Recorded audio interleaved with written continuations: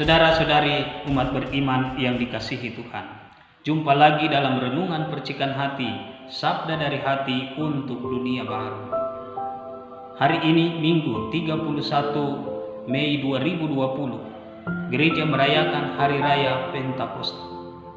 Permenungan pada kesempatan ini didasarkan pada 3 bacaan yang kita dengarkan pada kesempatan ini dari Kisah Para Rasul bab 2 ayat 1 sampai 11. Kemudian surat pertama Rasul Paulus kepada jemaat di Korintus bab 12 ayat 3b sampai 7, dilanjutkan ayat 12 sampai 13. Kemudian bacaan Injil dari Injil Yohanes bab 20 ayat 19 sampai 23. Saudara-saudari umat beriman yang dikasihi Tuhan, Hari Raya Pentakosta kita kenal sebagai hari raya di mana Tuhan mencurahkan Roh Kudus atas para rasul dan juga murid-murid yang setia menanti kedatangannya.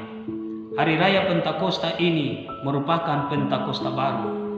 Disebut Pentakosta baru sebab merupakan pembaruan dari Pentakosta yang lama yang terjadi pada Perjanjian Lama, di mana Tuhan memberikan kepada Musa 10 perintah Allah di Gunung Sinai, dan ada sesuatu yang terjadi lebih dalam dari itu, yakni Tuhan mencurahkan Roh Kudus ke atas Musa dan ke atas 70 tua-tua orang Yahudi, dan pada kesempatan itu mereka semua dipenuhi Roh Kudus dan mulai bernubuat. Saudara-saudari umat beriman yang terkasih, Pentakosta baru yang kita rayakan pada kesempatan ini, yang terjadi pada generasi pertama Perjanjian Baru, juga ditandai dengan pencurahan Roh Kudus atas murid-murid Tuhan, dan pada kesempatan itu mereka mulai bernubuat dalam berbagai bahasa asing. Saudara-saudari umat beriman yang terkasih, apakah Pentakosta yang terjadi 2000 tahun yang lalu sudah selesai? Tidak.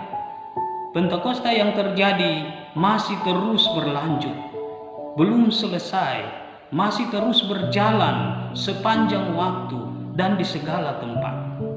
Lalu pertanyaannya bagi kita, apa yang kita minta dalam perayaan Pentakosta ini?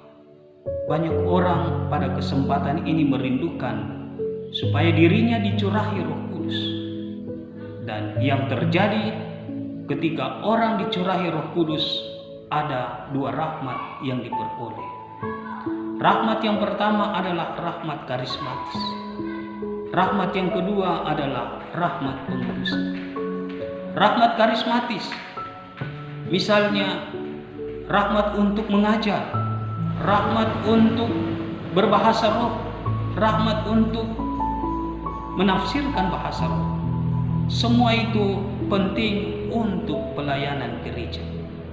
Sementara rahmat pengudusan adalah untuk diri sendiri, supaya kita menjadi kudus sama seperti Bapa kita kudus adanya. Kita mohon sebuah Pentakosta yang baru di dalam dunia kita, supaya dunia kita ini terus dibarui, sebab kita senantiasa percaya bahwa Allah sedang melakukan sesuatu yang baru demi keselamatan kita.